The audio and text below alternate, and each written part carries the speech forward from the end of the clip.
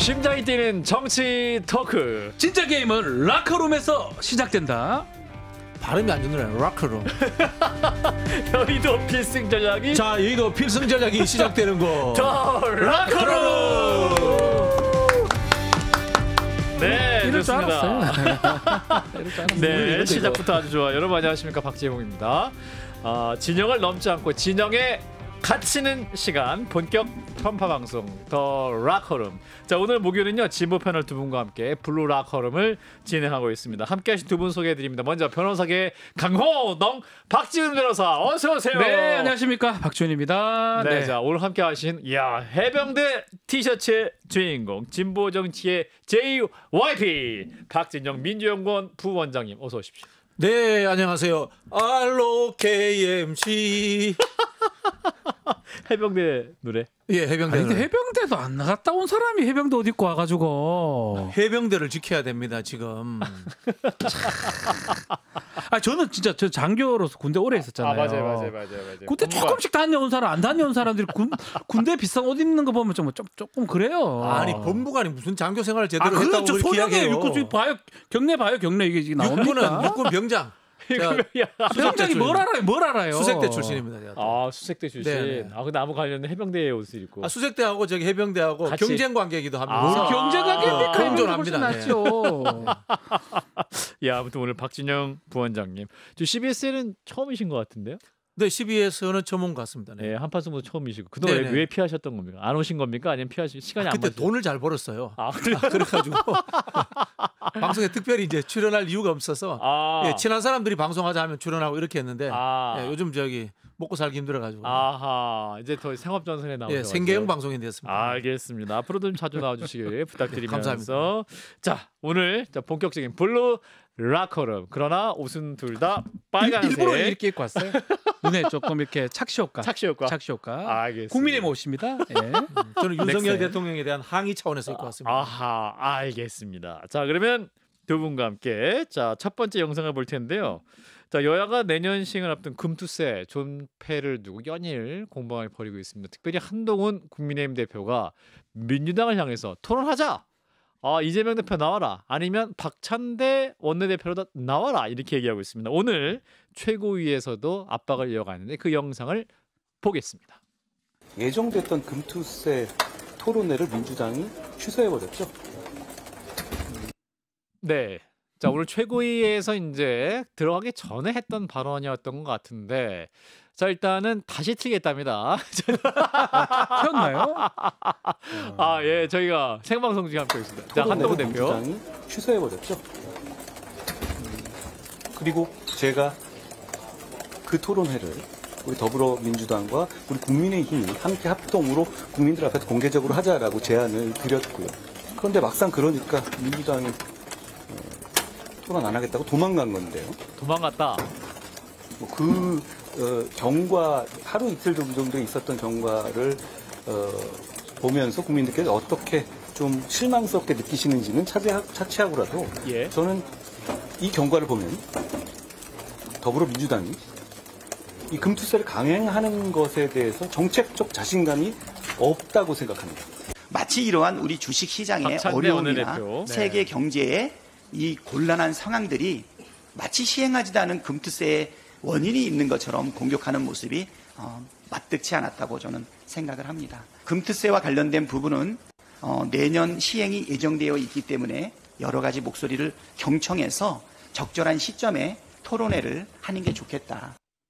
네, 자, 이 화면 함께 보셨는데요. 자, 원하는 시간에 원하는 장소에서 원하는 토론자로 하자. 한동훈 대표가 3일째 금투세 토론 제안하고 있습니다. 어떻게 보세요? 일단은 한동훈 이제 대표가 사실은 뭐는 빠지고 뭐는 공격하고 이런 모양새예요. 사실 본인이 지금 제일 먼저 했어야 될 최상병 특검법? 예, 그거예요. 왜냐하면 공약에서 했던 거고요. 야당에서 손꼽아 기다리는 이슈 아니겠습니까? 근데 그거 할 때는 이렇게 당에서 뭐 어쩌고 저쩌고 이렇게 딴 말 하세요. 우리 당에서 결정해야 된다 하다가 금투세 신났습니다. 이제 금투세 이제 공격을 하는 건데 일단은 이슈를 잡은 것 같고요. 한동훈 대표는 항상 본인 이슈 비슷한 거 있으면 잡는 거고 본인한테 불리하지 않고 할 수 있는. 그래서 본인 이슈 좋은 걸 잡은 것 같아요. 아하, 네. 그 내용이 옳고 그러면 좀 따져봐야 될 것 같긴 한데 우리 일단 이슈상 주식하세요? 저 주식을 하긴 하는데 정말 작게 하거든요. 적게 한 10억 정도? 5천만 원을 벌 수 없는 주식이기 때문에 저는 사실 상관은 없는데 이런 게 있는 것 같아요. 제 주위에 보니까 자기가 개미 투자자인데도 불구하고 언젠가 왠지 5천 벌 것 같아서 언젠가 약간 불안감을 갖고 계시는 분들이 있는 것 같아요. 그래서 약간 호소력이 있을 파장이 있다. 저는 많은 분들한테 뭐 좀 더 얘기를 해야 되겠지만 많은 분들한테 이 효소력은 있다. 박 변호사님 이 정도 얘기하시면 진짜 호소력 있는 건데. 자, 민주연구원. 저는 우리 박지훈 변호사가 변호사계 강호동 아닙니까? 예. 제가 만기형 흉내를 내보겠습니다. 깝죽대지 마라. 이만기. 예. 만기형 이만기형 흉내입니다. 깝죽대지 마라. 강호동한테 옛날에 기억하죠? 한동훈 대표를 향한 말입니까? 아니 저기 강호동한테도 했단 말이고. 네, 한동훈 대표한테 하는 말씀인데 금방 우리 박찬대 대표가 이야기했는데 금투세 시행하지도 않았습니다. 그렇죠. 근데 우리 한동훈 대표가 뭐라고 이야기하냐면은 금투세 때문에 주가가 폭락하고 있다. 이런 식의 논리를 펴고 있어요. 시행하지도 않았는데 왜 그 금투세 때문에 주가가 폭락합니까? 이제 말도 안 되는 식으로 공격을 하시는 거고요. 또 만약에 국민의힘이 전당대회 하고 있는데 우리가 금투세하고 종부세 토론할 때니까 나와.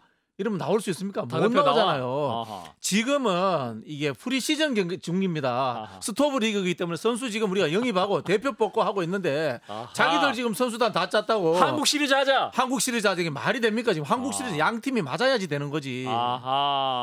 이게 경우에 안 맞는 얘기다라는. 그렇죠. 그럼에도 불구하고 저는 계속적으로 얘기를 할 것 같아요. 한동훈 대표가. 근데 사실은 이걸 좀 봐야 될 것 같아요. 제가 좀 전에 개미 투자자, 소액 투자자 얘기를 했는데 이제 주식 관련해서 이제 이 금투세 같은 경우는 쉽게 말하면 금융투자소득세인데 내년부터 시행을 하기로 한 유예를 해놓은 5천 정도 연간 소득을 벌면 한 20% 과세하겠다라는 겁니다. 문제는 뭐 우리 박진영 평론가님 얼만큼 버시는지 모르겠지만 우리 박지영 아나운서님 얼만큼 버시는지 모르겠지만 우리는 거의 99%는 관계가 없습니다. 관계 없습니다. 1%인데 문제는 큰 손들이요. 한국 시장의 주식시장에 빠져나갈 가능성도 있어요. 그래요. 그러니까 그런 것들이 사실 좀 우려돼요, 사실. 5억 버는 사람이 1억 내야 되니까. 빠져나서 딴 데 간다고 하면 그만큼 개미들도 손해 볼 여지가 있는 거거든요. 그것까지 고려해서 하는 건데 핵심은 뭐냐면 아직 하려면 한참 멀었어요. 한참 멀었다. 내년 1월이거든요. 그게 할지 안 할지도 아직까지 사실 우리가 일몰 법안들 보면 계속 유예하는 법안들도 꽤 많이 있거든요. 근데 이제 결국은 세상명 특검 얘기하기 싫은데 이거 잘 됐다. 그래서 더 얘기하는 것 같습니다. 근데 여기서 이제 중요한 건 뭐냐면 더불어민주당 내에 약간 당론이 일치되지 않은 게 아니냐. 이를테면 이재명 당대표 후보자 이제 전 대표인 이재명 전 대표 입장은 금투세 손봐야 될 필요는 있다. 이런 입장이신 것 같고. 그런데 진성준 정책위 의장은 절대로 안 된다. 이거 예정대로 갈 거다. 또 굉장히 또 톤이 강해요. 그래서 이것도 어떻게 해야 되냐. 새로 이제 이재명 대표가 될 가능성이 매우 높은 상황에서 당 대표와 정책위 의장의 생각이 다른 겁니까? 민주당? 다르죠. 생각이 다를 수도 있지 뭐. 다를 수도 있지. 똑같아야 되나. 우리 박진영 부원장이 시원하시네. 네, 뭐 제가 봤을 때는 두 분들은 제 의견대로 절충이 될 겁니다. 제가 봤을 때 우리 진성준 정책위 의장은 그대로 폐지하자. 이재명 대표는 완화해서 하자. 제 주장은 혁신해서 하자. 혁신해서 하자? 네. 그거 어떻게 하자는 거예요? 사실 완화론하고 똑같아요. 근데 이름은 혁신해서 하자라고 붙여야 돼. 그래야지 이 정치권에서 뭔가 임팩트도 있고 국민들에게 민주당이 변했구나 이런 느낌도 주는 거예요. 박지훈 변호사가 정말 정확하게 이야기를 했는데 인간은 현재만 생각하는 것이 아니고 미래의 희망을 꿈꾸면서 합니다. 그렇습니다. 나도 종부세 내고 싶어. 나도 금투세 내고 싶어. 종부세 희망자, 금투세 희망자들이 모여 있습니다. 대한민국에 그런 사람 너무 많아요. 너무 많이 내면은 기분 나쁠 것 같아. 그렇게 돈 벌 가능성도 없지만 걱정부터 하는 거예요. 그게 인간의 심리입니다. 그런 부분들도 정치하는 사람들은 존중을 해줘야 되고요. 세금에 대한 접근 방식을 이렇게 뭐라고 해야 원론적으로 하면 안 됩니다. 이 불로소득이라는 이야기가 언제 나온지 아세요? 언제 나왔죠? 박정희 대통령이 만든 말이에요. 부동산으로서 불로소득한 사람, 금융으로서 불로소득한 사람. 이게 70년대, 80년대 논리는 맞아요. 산업자본주의 사전이 맞는데 지금은 글로벌 시대고 또는 금융자본주의 시대가 도래했단 말이에요. 이것에 자산 투자해서 돈을 버는 것을 인정을 해줘야 됩니다. 이게 제가 봤을 때는 민주당 내에 약간의 구좌파와 저처럼 진보 리버럴스트의 좀 차이점인데 이런 부분들을 좀 수용해서 저는 이재명 대표 이야기처럼 완화하는데 표현은 완화라고 하지 말고 혁신하자. 이렇게 해야지 표가 옵니다. 그러면 이재명 대표 뜻대로 되지 않을까요? 왜냐하면 저처럼 생각하는 사람이 다수예요. 그 지성준 정책위의장 SNS 막 엄청 공격 많이 들어온다고. 그렇죠. 본인이 밤길 조심해라 이런 얘기도 있다고 그러는데. 많이 힘들어할 본인이 힘들어하세요. 근데 이제 정책위의장이 뭐 국민의힘은 정점식 정책위의장 그렇죠. 10일간 그냥 쭉 있었는데 민주당은 제가 예상컨대요. 당대표 바뀌자마자 바뀐 것처럼 보이지만 사실 연임이잖아요. 그런데도 불구하고 정책위의장 바뀔 겁니다. 그래요? 바뀐다? 바뀌죠. 진성도 바뀐다? 저는 바뀐다고 봅니다. 4개 할까요? 4개 할까요 진짜? 무엇을 거시겠습니까? 키움 티셔츠를 거시겠습니까? 넥신 히어로즈 티셔츠를 거시겠. 이태근 진성준 바뀐다. 안 바뀐다. 안 바뀐다에 저의 당직을 걸겠습니다. 당직을? 당직도 없잖아요. 민주연구원 부원장이야. 뭔 소리야? 저희 당직을 걸겠습니다. 너무 큰 걸 걸어보기 제가 좀 쫄립니까? 쫄립니다. 왜냐면요 이재명 대표가 진성준 정책위 의장을 진짜 좋아합니다. 그래요? 그런 스타일을 좋아합니다. 자기 논리가 분명해서 자기 주장을 펴는 사람을 좋아합니다. 그리고 그런 사람과 토론해서 서로 절충안을 만들고 이것이 당론을 만드는 과정이다 이렇게 생각합니다. 진성준 의장은 저하고도 개인적으로 친한데 저분은 사적 욕심에 의해서 정치를 하는 사람이 아니고 소신이 굉장히 강해요. 실제로 옛날 구진보적인 생각을 많이 갖고 있어요. 불로소득이라든가 이런 것은 막아야 된다 이런 생각을 갖고 있고 저는 뭐 좀 시대 조류에 따라서 바뀐 사람이 외국에 자주 물 먹다 보니까 이런 사람인데 근데 사업도 하시고 뭐 사업도 해보고 많이 망해봤습니다. 옷 장사도 해서 망해보고 인터넷 사업도 하고 망하고 그래서 뭐 선물 단물 다 받기 때문에 현실을 압니다. 그러니까 뭐 이렇게 말하니까 제가 할 말이 그렇게 없는데 이 노는 당에 깊숙이 저는 당원은 아니고 뭐 저는 사실은 중간에서 바라보는 시각에 있는 사람이로서 애정을 갖고 그런 의미에서 뭐 세부대에 담는다 이런 것처럼 저 이 논리도 좀 약간 그렇게 힘을 얻을 수 있을 것 같은데요. 우리 박진 아니면 뭐 예를 들어서 정책위의장 진성준 의원을 다른 자리에 둘 수도 있는 거고요. 꼭 정책위의장을 계속 시키지 않을 것이라는 그런 의미를 제가 주는 거. 살짝 빠지는데 한동훈스러운데 왜 한동훈스러운 논리전환해? 지금 기분이 많이 나빠지려 그래요. 아니 뭐 정책위 제가 이거리부터 한동훈스럽습니까? 정책위의장을 하다가 다른 당직을 한다는 것도 계속 유임된다. 서로 간의 관계가 좋다. 이런 건데 그런 식으로 살짝 빠져나가면 어떡하죠? 근데 박지원 변호사 가능성도 있는 것 같아요. 근데 지금 어쨌든 진성준 정책위의장을 이재명 대표가 되면은 쓸 것 같아요. 딴 거 할 수도 있잖아요. 딴 거라도 쓸 것 같아요. 와 진짜 예리하다. 저보다 더 예리하네. 그럼 많이 했어요. 정책위의장 오래 했어요 지금. 오래 했어요. 오래 했고 벌써 3선 최선인가? 3선인데 3선이잖아요. 진성준 의장이 다 잘합니다. 사무총장 해도 조정식 전 총장보다 훨씬 잘할 겁니다. 먹고 혼자서 지금 혼자 다 얻어먹고 있잖아요. 전 조정식 사무총장보다 훨씬 잘할 겁니다. 괜히 쓸데없는 소리 하시네. 근데 이 금투세 폐지 이슈가 더불어민주당에게는 어떤 당의 철학과도 연관될 수 있는 겁니까? 이게 왜냐하면 이제 금투세 폐지 해야 된다, 하지 말아야 된다라고 하는 이유가 이제 어떤 전통적 지지층에게 호소할 수 있는 이슈이기 때문에 이제 진성준 정책위의장 같은 경우는 붙들어야 된다는 건데 이재명 대표가 또 여기 완화 입장 보이기 때문에 그러면 어느 정도까지 혁신할 수 있는 겁니까? 5천만 원에서 캡을 1억 원 뭐 이렇게 올리는 그 정도로 해서 뭐 그럴 가능성이 있다고 봅니다. 네, 그런가요? 네, 그거는 뭐 중도 외연 확장 이런 식으로 받아들이는 건 아니고요. 제가 말씀드린 것처럼 세계가 바뀌었습니다. 옛날에는 우리 이제 일국 자본주의라고 합니다. 산업 자본주의를 해서 물건을 만들어서 외국에 팔고 이것이 먹고 사는 방식이었다면 지금은 금융 투자에 의해 가지고 재정 건전성이 떨어지면은 국가가 뭐 산업이고 뭐 할 수가 없잖아요. 그런 상황에서 금융은 굉장히 중요하기 때문에 유연화시킬 필요가 있습니다. 이재명 대표는 이제는 당내 선거는 이제 사실 뭐 저는 봤을 때는 그냥 형식적인 거고 8월 18일까지 시간만 이제 흘러가면 과연 90이 넘냐 안 넘냐 퍼센트 그게 이제 핵심이고 대권을 생각하지 않을 수 없는 거거든요. 그렇죠. 대권은 또 항상 얘기를 하지만 얼만큼 중간으로 가느냐 요 싸움으로 보면 중간을 계속 말할 수밖에 없어요. 아마 종부세도 그렇게 갈 가능성이 크고요. 금투세도 마찬가지고. 그렇지만 당내에서는 또 지지층을 호소하는 뭐 진성준 의원이 그 역할을 또 해야 되는 거기 때문에 약간은 다른 목소리 날 수밖에 없습니다. 그렇게 하면 이쪽도 잡고 저쪽 잡을 수 있기 때문에 이재명 대표는 굳이 당내 목소리에 같이 갈 필요는 없는 거라 이렇게 생각이 듭니다. 그렇군요. 사실은 지난 대선에서 0.7% 포인트로 졌기 때문에 네, 그거죠. 이재명 전 대표 입장에서는 중원을 공격해야 된다. 네, 그렇기 때문에 중도에게 확장할 수 있는 그런 전략이 필요하기 맞습니다. 때문에 그 당시에 서울의 부동산 문제가 굉장히 민주당이 표가 떨어진 이유 중에 하나였지 않습니까? 말씀하신 것처럼 종부세 내는 사람은 극소수예요. 그럼에도 불구하고 나도 종부세 내고 싶다는 희망을 품고 사는 거거든. 이 정치라는 것은 사람에게 희망을 주는 거거든요. 그런 부분에서 저는 좀 완화할 필요도 있다라는 생각이 들고, 다만 진성준 의장 같은 사람이 있어야지만이 민주당의 정체성을 지키고 그 원인에 대해서 우리가 한번 생각은 해봐야 돼요. 불로소득이 좋은 것인가 나쁜 것인가. 예를 들자면 이제 종부세 문제 같은 경우에도 그게 단순히 세금을 적게 내고 말고의 문제가 아니라 세금의 형평성의 문제지 않습니까? 이게 우리 전 세계 어딘지 누진적 세금의 적용이라는 것은 다 이제 통용되는 거예요. 그런데 대한민국만 안 할 수 없잖아요. 그런 부분에 있어서 지자체가 이 재산세를 덜 걷으니까 어쩔 수 없이 종부세라는 걸 만들어서 국세로서 세금의 형평성, 그다음에 지역의 형평성을 맞췄다는 철학적 근거가 있는 거거든요. 민주연구원 또 부원장께서 이렇게 또 강하게 말씀하시니까. 예. 제가 대한민국에서 그런 부분 제일 전문가입니다.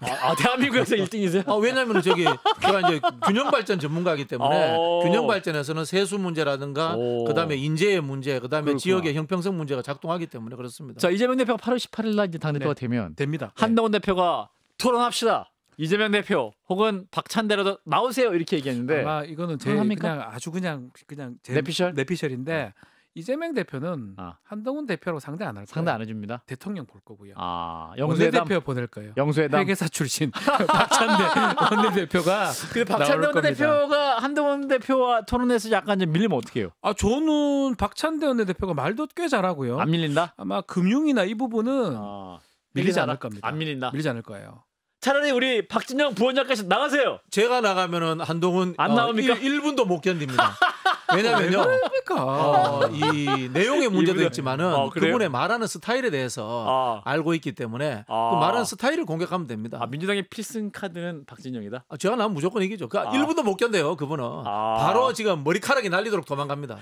왜 그러세요? 왜냐하면 이분 하는 게 논리를 자꾸 이렇게 틀어버리는 걸 하잖아요. 못 틀게 하면 됩니다. 그런 이야기하면 논점이 그게 아니잖아요. 왜 그렇게 하세요?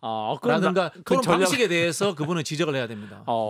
그렇군요. 근데 이제 박성태 실장 같은 경우는 요게 이제 요 이슈가 민주당을 분열시킬 수 있는 카드이기 때문에 요걸 딱 간파를 하고, 이를테면 최상병 특검 관련해서는 국민의힘을 분열시킬 수 있는 카드이기 때문에 요거 이제 민주당이 계속 얘기한다. 반면 또 이제 그 한동훈 대표 입장에서는 요 이제 금투세 폐지 이슈가 대표와 정책위 의장의 또 의견이 갈릴 수 있기 때문에 이거 바로 또 치고 들어온 거다 이런 해석을 하거든요. 그렇죠. 이게 좀 전에 말했듯이 대화할 때도 그런 방식을 많이 쓰십니다. 한동훈 대표가 요 이슈보다는 다른 이슈 얘기를 프레임 전환이라고 그러죠. 그렇게 이제 하시는데 요것도 마찬가지예요. 이슈도 전환이다.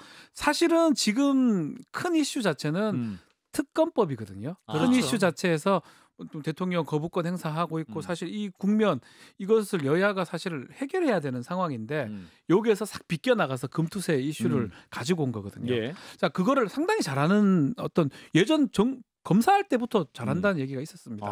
정치할 때도 보면 항상 국면에서 어려우면 다른 이슈로 이렇게 하는 모습이었거든요. 아마 민주당도 그런 어떤 한동훈 대표의 그런 걸 성향을 알고 있기 때문에 잘 대응할 것으로 저는 생각을 하고 있습니다. 그 정책 실력이 아니고 말장난이잖아요. 그렇게 토론하시면 안 돼요, 사실은.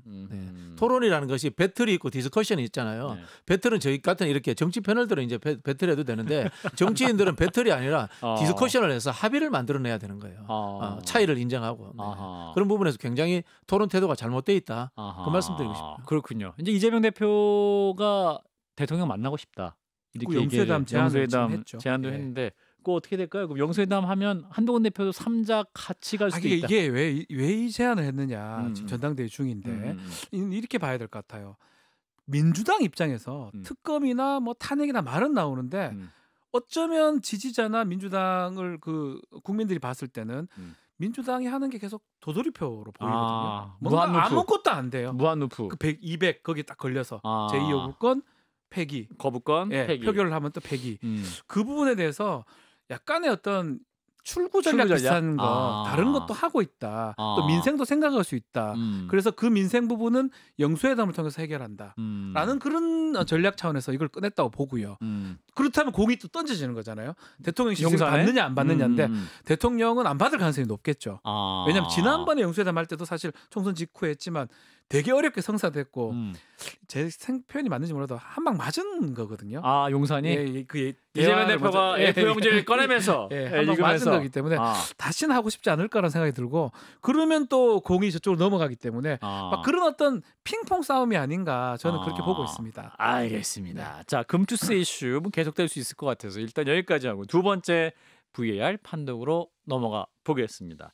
자, 두 번째는 역시 민주화의 상징 DJ 사전 매각 논란인데 민주당 얘기입니다. 지금 야권 내 또 표현이 감지되고 있고 새로운 미래도 적극적으로 나서고 있는 이런 상황이 일어났는데 일단 영상을 먼저 보고 말씀 이어가겠습니다. 존경하는 국민 여러분, 전병헌 새로운 미래 대표죠. 사랑하는 강원 동지 여러분, 야권이긴 한데 이런 소식이 전달된 지 일주일이 되도록 민주당은 침묵하고 있습니다. 작은 논평 한 줄 내지도 않고 있습니다. 작은 논평도 한 줄도 안 기다리다 안 나왔나요? 지치다 못해 저희 새로운 민주당이 나섰습니다. 네. 새로운 미래가 나섰습니다. 민주주의 투쟁의 선봉이 되었던 터전이 되었던 이 동교동 가옥을 반드시 지켜냅시다. 저로서는 좀 상황을 잘 이해를 하기 어려운 것이 김홍걸 전 의원이 박지원 의원님을 포함해서 여러분들이 뭐 어떻게 해야 된다, 이걸 회복해야 된다 말씀을 하셨는데 아까 문화재 부분은 불가능하다는 게 설명드렸고 이제 그걸 회복을 하려면 최소한 내용을 제일 잘 아는 저나 새로 매입하신 분 당사자 둘 중에 하나는 접촉을 해야 오늘 아침 인터뷰입니다. 해결책을 찾을 수 있는 것이 아니겠습니까? 근데 아까 말씀드린 대로 정치권에서 전화가 한 통도 온 적이 없습니다. 전화 한 통 온 적이 없다. 김홍걸 전 민주당 의원의 말입니다. 오늘 아침에 이제 김현정의 뉴스에서 인터뷰한 내용이기 때문에 가장 핫한 소식이기도 한데 난리가 났잖아요, 사실은. 그렇죠. 저는 하여튼 이게 왜 박진 변호사님의 사죄를 추천하실 그런 얼굴입니다. 저는 돈이 없고 돈이 없으니까 전혀 없고 저랑 이름이 비슷한 박지원 의원께서 뭐 20억, 30억 전 재산을 한다고 하는데 뭐 이렇게 얘기하시는데 이게 또 민주당이 또 갈라질 가능성이 있는 것 같아요. 이것 때문에 그래요? 사실 갈등의 소재가 있는 것 같습니다. DJ는 사실 민주당의 아버지고 전통성이죠, 사실은. 그거를 그렇게 함부로 하기는 어렵거든요. 또 유언도 있다고 하지만 일단은 이 김홍걸 전 의원 얘기에 따르면 뭐 상속세를 내기 위해서 한다. 부채도 있고, 또 형편이 좀 어렵다는 얘기도 있고요.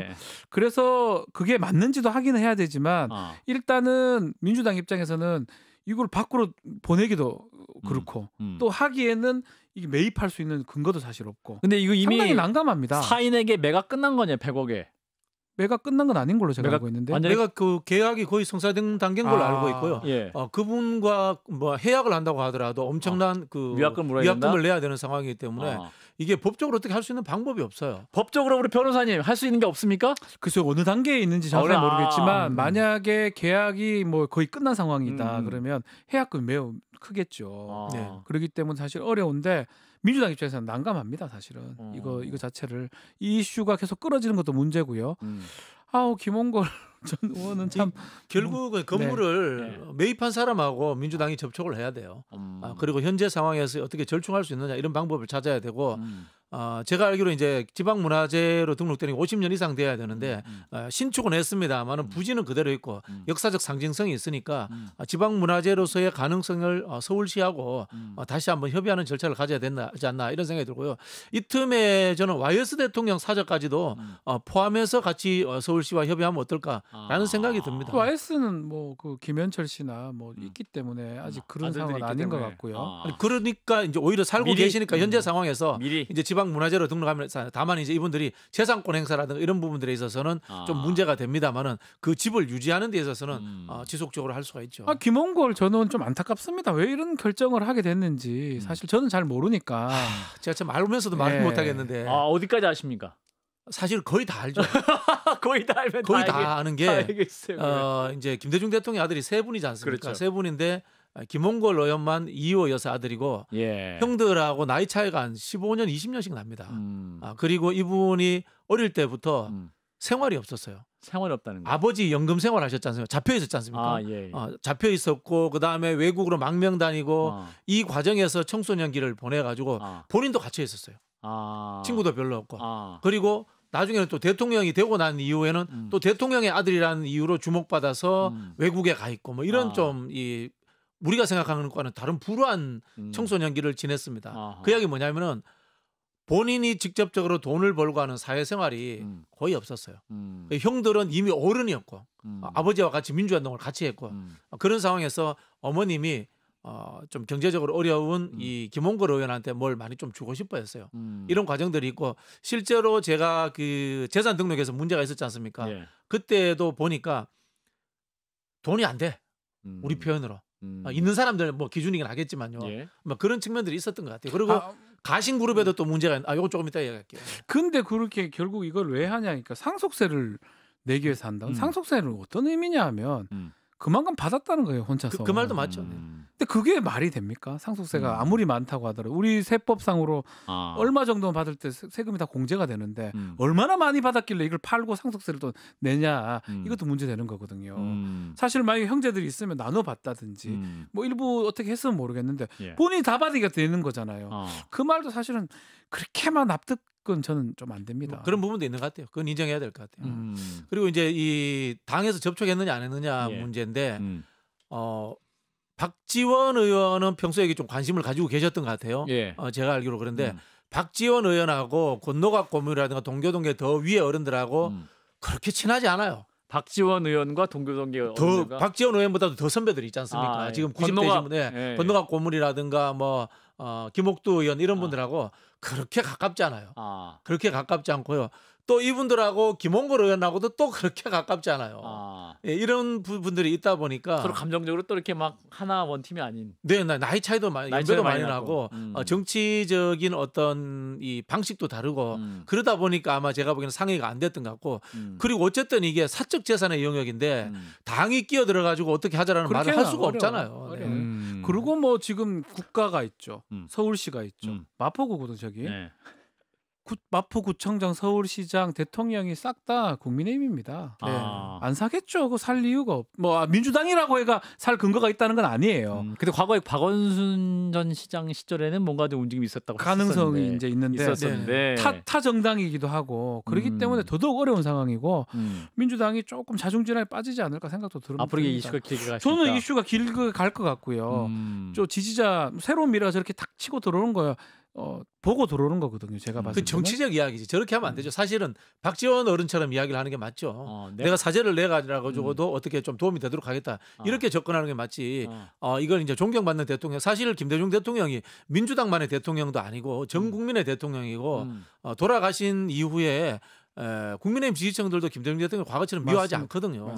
그러면은 이게 정당의 바운더리를 넘어서서 이렇게 모시려고 하는 그런 태도를 가져야 돼요. 자, 김홍걸 전 의원은 지금 뭐 이슈가 크게 된 나한테 아무 연락 없다 이렇게 얘기하고 있는데 사실은 박지원 의원 같은 경우는 본인이 또 그 전에 뭔가 해결해 보려고 연락을 했었는데 연락도 저렸다. 또 박지원 의원 측은 그렇게 말씀하시거든요. 그게 애매할 겁니다. 아마. 서로 차단한 겁니까? 그렇지는 않아요. 그렇지는 않고 이게 이제 김홍걸 의원이 목포에 출마할 생각도 있었고 뭐 이거 복잡해요. 알고 보면 굉장히 복잡해요. 그러면 이제 그 박지원 의원과 약간 지역구도 겹칠 초반에 그런 이야기들도 있었고 뭐 참 복잡합니다.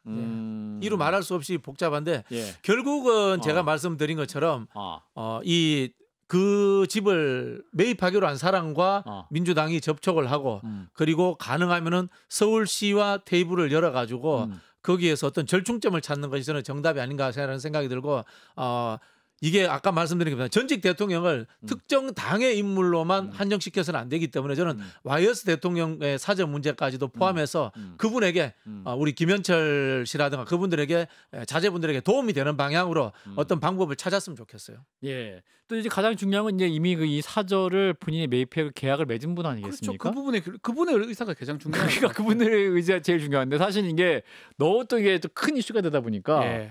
홍보가 됐어요. 그럼 이게 또 어떤 가치가 높아지고 있는 자연스럽게 좀 나쁜 생각인데 예. 그분 입장에서는 야, 곱하기 2로 팔겠다라고 할 수도 있는 거거든요. 갑자기 더 주목받고 예, 주목도 가치가 높으니까 내가 샀으니까 내가 팔 수는 있다. 100억에 좀 했는데 200억에 팔겠다라고 나올 수 나라가 만약에 매입한다면 예, 국가 간다면요. 뭐 그런 방법도 있고 그분이 일부 공간은 이 영업용 공간으로 하되 일부는 무료 전시관 본인이 또 재단을 만들어도 돼요. 사실은 뭐 방법은 저는 여러 가지 있다고 김홍걸 전 의원 말로는 이제 이걸 무료로 대중에 공개할 예정, 그러니까 무료 전시관을 공개할 예정이다. 뭐 이렇게 하고 있기 때문에 뭐 예상하는 대로 너무 상업적인 시설은 안 될 가능성이 있지만, 근데 이 커피 사업 하시는 분들이라면서요. 그럼 이제 무료로 공개하고 옆에 카페가 있겠죠. 아유 뭐 박물관도 그 정도 카페는 하는데 뭐. 그건 이용인해 줘야 된다. 지금 목포하고 저기 하이도 쪽에 김대중 대통령 기념관이 있거든요. 네. 그렇군요. 요 그러면 우리 박 변호사님 해법 뭐라고 생각하세요? 안타까워요. 저는 그냥 김홍걸 전 의원을 보면 좀 안타깝습니다. 이런저런 옆에서 좀 보고 있으면 좀 정치를 시작한 바에는 좀 더 이렇게 좀 큰 정치인이 됐었으면 아버지처럼 그런 것도 있는데 중간에 좀 이렇고 또 이런 일까지 벌어지니까 이분이 어떤 다른 또 이런 나쁜 좀 생각도 있었지 않나 이런 생각이 아닐 것 같으면서도 그런 생각이 들고 자중질환이 될 게 같아서 결국은 좀 계속 얘기를 했지만 매입하겠다는 사람의 의사가 가장 중요한 것 같습니다. 그러니까 김홍걸 전 의원뿐만 아니라 이 3분 샀던 분 이분이 나쁜 뜻이 없이 어떻게 한다면 이건 해결될 수 있는데 만약에 그분도 막 어떻게 나온다 그러면 민주당 아주 곤란해질 겁니다. 그럼 이게 아주 민감한 이슈이기 때문에 조심해서 다뤄야겠네요. 확 깨질 수 있으니까. 우리가 말을 못 하겠어요. 그래가지고 그렇군요. 해방 놓을 수도 없고.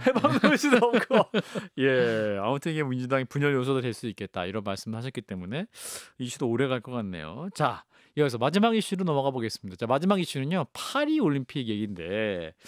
자, 셔틀콕의 여왕 우리 안세영 선수 28년 만에 여자 단식에서 금메달을 땄습니다. 너무너무 좋은 경사였는데 인터뷰에서 파리 현지에서 협회와의 불협화음 갈등을 얘기하면서 아주 난리가 났는데 귀국 후의 인터뷰 영상을 보면서 말씀을 이어가 보겠습니다. 일단 제가 드리고 싶은 말씀은 어제였죠? 저는 정말 싸우려고 하는 의도가 아니라 저는 정말 운동에만 전념하고픈 그런 마음을 호소하고 싶어서 호소하고 싶은 마음에 그렇게 이해해달라는 마음으로 말씀을 드린 거고요. 제가 여기서 이제 막 도착을 했는데 너무 많이 나왔어요 기자들도. 아직 제가 협회랑도 이야기한 게 없고 또 팀이랑도 아직 상의된 게 없어서 더 자세한 거는 제가 상의한 후에 말씀드리도록 하겠습니다. 네. 이제 우리 안세영 선수 이제 금메달의 기쁨을 천천히 만끽을 하면서 한국에서 수박 먹고 부모님들이 행복한 휴가를 보내야 할 시점인 것 같은데 너무나도 안타까운 일이 벌어진 상황이긴 하네요.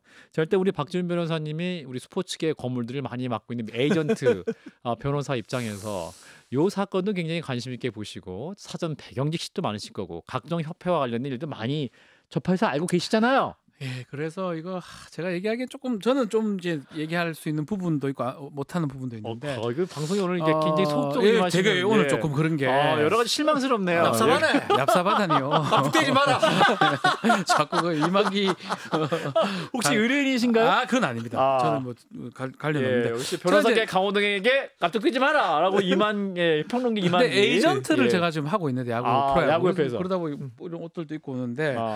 그 에이전트의 특급 선수들이 이제 있습니다. 특급 선수들이 그 팀에서 아주 좀 특급 대우를 받아야 되냐? 아니면 안에서 그게 그랑 저는 비슷하다고 좀 보거든요, 느낌상. 그러면 이제 다른 선수들이 봤을 때는 왜 쟤한테 해가지고 스폰서가 바뀌면 이런 것도 있을 수가 있어요.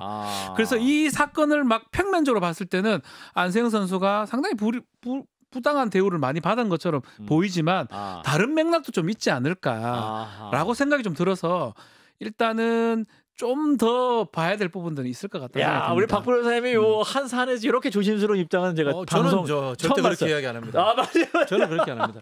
저는 저기 우리가 이제 이렇게 치기 어린 반항인가 이렇게 달았습니다만은 치기 어린 반항일지라도 안세영 선수의 입장에서 먼저 생각해야 된다.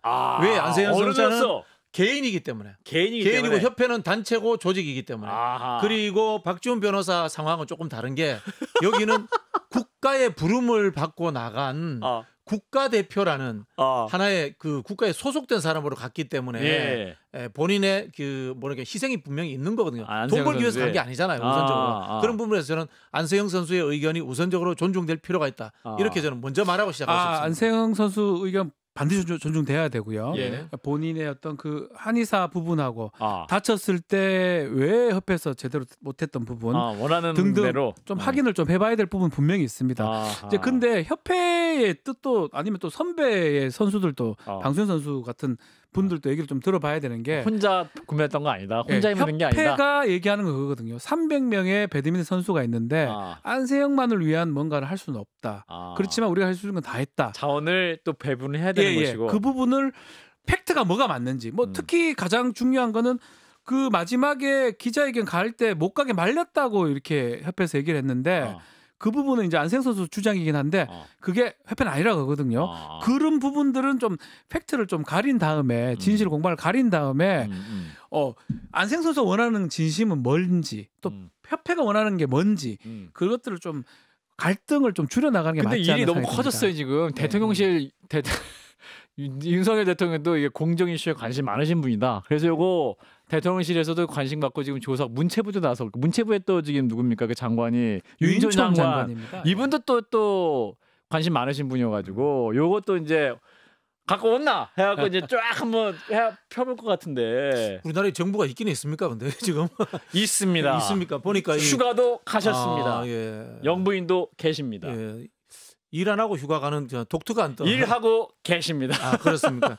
일과 휴가가 이제 구별이 잘 안 된다라는 느낌을 받고 있습니다만 저는 이런 구체적인 사안은 박지훈 변호사 말씀처럼 팩트를 확인해 봐야 되는데 한국 스포츠계라는 것이 국가주의적 발상에 의해서 집단화시켜서 발전해온 역사가 있지 않습니까? 근데 사실 시대가 변했잖아요. 시대가 변했다. 개인이 국가를 만드는 거지 국가 속에 개인이 있는 게 아닙니다. 국가와 민족을 위하여 뛰는 거 아닙니까? 저는 민족 중에 역사적 사명을 띠고 이 땅에 태어나지 않았습니다. 그래요? 저는 부모님의 사랑과 저 개인의 발전을 위해서 열심히 살고 싶습니다. 외모는 저는 그런 사람입니다. 외모는 5060이신데 마인드는 MG. 맞습니다. MG와의 소통에 능한 정치인. 네, 안세영 선수도 MG 아닙니까? 그러네. 그래서 생각을 저는 바꿔야 된다는 생각이 들어요. 지금 한번 파리 올림픽 보세요. 중립 지역 선수라는 게 존재합니다. 러시아라든가 벨로루시 같은 나라의 선수들이 국가 유니폼을 안 입고 개인으로서 올림픽에 참여하기도 합니다. 과거에 국가주의적으로 개인을 동원해서 국위선양 스포츠 저는 이런 시대에서 좀 벗어나야 된다. 그런 생각도 들고요. 그러면 나라가 지금 인정을 못 받으니까 그런 거 아닙니까? 그런가요? 러시아. 어쨌든 간에 박지훈 변호사님 이런 부분에 있어서 한국의 이제 각종 협회들이 가져왔던 이제까지의 그런 저의 고정관념일 수도 있습니다만은 압박적인 요소들 이런 것들에 대해서 먼저 조사해봐야 된다. 되면 각 협회 스타 플레이어들이 있잖아요. 그럼 이제 어떤 특정 다 나가죠. 다 나가고 개별 프리랜서 같이 나 나이키 후원 받으면서 혼자 올림픽 나가고 싶다. 제가 그 얘기 좀 안 하려고 했는데 저희 이제 제가 유명한 선수들이 많이 있습니다. 우리 저기 예컨 김도영 선수라고 이제 기아 타이거스 선수가 있는데 그 내가 기아에서 최고 선수니까 나는 기아랑 다르게 하겠다. 할 수 없잖아요. 그러니까 그런 것들도 바라는 거예요. 제 말씀은. 제 말씀은 지금 김도영 선수가 그렇다는 건 절대 아닙니다. 아닙니다. 오해하지 마십시오. 혹시 아닙니다. 예시뿐입니다. 그래서 그런 부분은 봐야 돼요. 예전에 아시안 게임 때 2018년 그때 임원들이 비즈니스 타고 선수들이 이코노미 타고 갔다. 이런 말도 안 되는 행동에 대해 이런 것들에 대해서는 반드시 감사하고 문책하고 해야 되는데 어떤 다른 부분들 있잖아요. 그러니까 어떤 스폰서라든지 그런 부분들은 한번 면밀하게 보고 얘기가 돼야 되지. 저는 안세영 선수 너무 응원하고 충분히 얘기할 수 있다고 보지만 우리 박 변호사님 뭔가 알고 있는 것 같은데 이면적인 부분도 한번 생각하고 얘기를 해야 될 것 같아요. 알고 있는데 지금 몰라요. 얼굴 표정을 보세요. 대리를 똑바로 보고 알고 있지. 답변 이야기도 맞을 수도 있어요. 그렇기 때문에 이거는 제가 이렇게 강력하게 주장하는 건 뭔가 하면 예. 균형점을 찾자는 거예요. 균형점을 찾는데 맞아. 어쨌든 약자 입장에서 출발해서 균형점을 찾자라는 이야기를 하는 거고요. 이번에 양궁장에서 그 화면 보셨어요? 예. 한국인 임원들이 거기에서 무슨 처장 이런 거 달고 와가지고 뭐 고함 치르고 뭐 하다가 국제적으로 망신을 당했어요.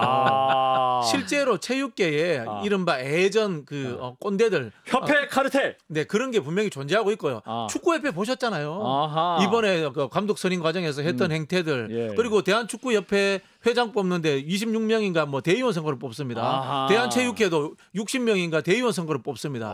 이게 지금 민주주의적 절차에 맞습니까? 민주당도 지금 전당원 투표로 가고 있고 당원 중심 민주주의로 가고 있는데 대의원 선거 없애고 있는데 체육회는 왜 이런 거 안 합니까? 이 말씀 드리고 싶고요. 이 간접 선거라든가 특권화되고 기독화되면 어떻게 되냐면요. 시선을 두려워하지 않습니다. 국민들의 시선이라든가 외부의 시선을 두려워하지 않고 나를 뽑아주는 대의원들의 시선만 중요한 겁니다. 이게 사실은 기득권화되고 소수화된 선출 구조의 문제점인 거예요. 협회 꼰대들 향해서 한마디 날려주세요. 깝죽대지 마라 해주세요. 그것만 하면 괜히 명예훼손 걸릴 수 있고. 알겠습니다. 저한테는 하지 마. 그 마지막으로 그래서 좀 불협화음이 없는 그런 협회들은 잘 돼요. 양궁협회 같은 게 보면 5개를 싹쓸이 했잖아요.